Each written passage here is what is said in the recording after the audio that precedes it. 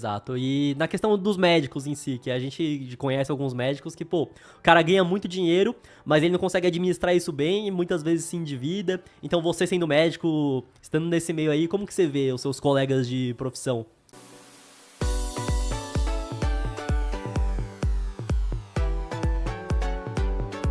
Ó, eu vou contar uma parte interessante, porque isso aqui eu contei pra poucas pessoas, mas realmente foi o momento que estralou a minha mente, assim, e eu mudei de percepção sobre o dinheiro. Porque até então, quando eu entrei na faculdade, e lá em Macapá, esse é um modelo de ensino diferente, que é o PBL. É diferente do tradicional. O tradicional, você vai pra faculdade, e aí você senta na sala de aula, vai ver o professor conversando, igual o normal é na escola e tal. Uhum. O PBL é diferente. Você chega lá, aí o professor fala assim, ó, você vai estudar tal e tal capítulo, e a gente vai falar sobre músculo esquelético. Quais são as funções do músculo esquelético. E aí você vai pra casa, você estuda, e isso foi muito bom pra mim, cara, porque eu sempre gostei de estudar sozinho e não gostava de aula, não. Eu dormia nas aulas. Então, isso foi muito bom pra mim, e depois tinha o tutorial. Aí o tutorial era como se fosse isso aqui que a gente tá fazendo. Aí tinha um professor, que era o tutor, e a gente ficava conversando, discutindo sobre o músculo esquelético. Então, cada um tinha uma hora de falar e tal, e a gente ia discutindo sobre isso. E aí, pô, eu vi a formação de caráter de muitas pessoas, de como que elas foram evoluindo, e quando a gente entrou no internato, isso é importante, porque no PBL a gente tem contato com o paciente desde o primeiro ano. Então, nas faculdades normais, você vai ter internato lá no quarto ano e você vai pro hospital. Uhum. Na faculdade normal, então é aula, aula, aula, aula, e depois Aprende só tudo. que você vai na prática. Você aprende, por exemplo, como que funciona o normal. Aí depois, como que é a doença, a patologia, como que eu trato a doença e como identificar a doença, fazer o diagnóstico. Aí depois que você acumulou todo esse conhecimento, você vai pro estágio, que na faculdade normal, e vai tratar o paciente. Aí você começa lá do básico e vai indo pro mais avançado. No PBL não, a gente tem essa oportunidade uma vez por semana de entrar em contato com o paciente. Então eu lembro que como eu cheguei atrasado, que eu fui de carro na época e demorava 3 dias para chegar lá. Aí eu cheguei atrasado lá. Minha primeira aula foi o IESC, que é essa participação de comunidade. E aí foi onde eu tive contato com o primeiro paciente. E eu até esqueci a pergunta, mas continuando aqui a história, depois Não, mas, a gente pode finaliza. continuar aí. Daí eu tive meu primeiro contato com o paciente lá. Pô, isso aqui ajuda muito você desenvolver você como um médico de verdade, humanizado, porque você vê desde o início, você faz visita domiciliar, você vai lá no paciente que tá acamado, lá na cama dele, na casa dele, depois você vai pra uma UPA, essas emergências, depois você vai pro hospital, depois você vai pro setor de emergência, depois você vai pro centro cirúrgico, e aí você vai evoluindo você como um médico em si, muito, muito precoce. Então, eu tive a oportunidade, lembrei a pergunta, voltando, de como que eu vejo os médicos que eu vivenciava, né? Eu tive a oportunidade de ver um médico no meu segundo ano de faculdade. Eu já fazia estágio na maternidade. E aí eu vi um médico de 67 anos. Na época eu conversei com ele, né? Agora já passou 9 anos e tá com 70 e lá vai cacetada.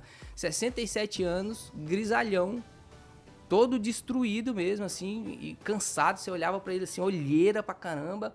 E aí, fazendo teste ginecológico nas mulheres lá, grávidas. E aí, eu cheguei pra ele assim, fiquei olhando muito pra ele e pensei assim, poxa, eu não quero ser igual esse cara aí não, cara. Eu tenho que fazer alguma coisa pra me mudar. Aí eu perguntei pra ele, por que você tá aqui, cara? Você passou já 30... Aí eu tinha perguntado pra ele, ele tinha formado com 25 anos. Você já tá aqui há mais de 40 anos, 30 anos trabalhando, cara, ganhando bem. O que você tá fazendo aqui? Vai ficar com a sua família, vai ficar em casa, pô. Você não tá aqui porque você gosta, você tá com olheira, pô. Você tá andando ruim, você tá... O que tá acontecendo? Aí ele me respondeu o seguinte, não posso parar de trabalhar agora, porque eu tenho casa pra pagar, eu tenho carro pra pagar, meu filho tá indo pra faculdade, não dá pra eu parar de trabalhar, então eu tenho que continuar trabalhando. Foi nesse momento, cara, no segundo ano de faculdade, e foi daí que eu comecei a estudar investimento, aí pra você ver, tipo, eu passei 4 anos me formando em medicina e já me preocupava com isso. De tipo assim, eu não posso fazer isso, cara. Eu não posso ser esse velho aí, não. E acho que é algo bom, o medo move as pessoas. Então, Caramba. eu e o Matheus também a gente só começou a investir porque a gente tinha medo. A gente tava ganhando um dinheiro bacana já com o canal de game e eu pensava, e se daqui 1 ano, 2 anos, não tiver entrando mais nada? O que eu vou fazer da minha vida? Então foi por conta disso que a gente começou a investir também. Então acho que o medo é muito importante. Tem gente que pensa, não, que o medo só vai ser ruim, que o medo só vai prejudicar, mas não, às vezes vai fazer você se mover e fazer algo que você não tava fazendo antes. E o problema do médico é que ele tem uma previsibilidade muito grande que ele vai ganhar grana. Ele sabe, pô, se eu puxar plantão aqui vai ser tanto. Se eu trabalhar tantas horas no mês eu vou ganhar. Aí ele pensa, eu quero comprar um carro aqui, a parcela vai ser, sei lá, 5 mil reais. X plantões que eu fizer, eu vou pagar essa parcela. Exato. Eu pensava assim, velho. Eu quero comprar, sei lá, um barco e vai custar tanto. Se eu fizer tantos plantões aqui, eu vou conseguir pagar esse barco. Eu quero fazer uma viagem. Se eu pegar a primeira classe, vai ser tanto. Primeira classe, se eu fazer tantos plantões aqui, vai pagar. Exatamente. O cara começa a vender a hora dele, né? Tipo assim, ele já faz um plano pro futuro, pra hora que ele tem que trabalhar agora.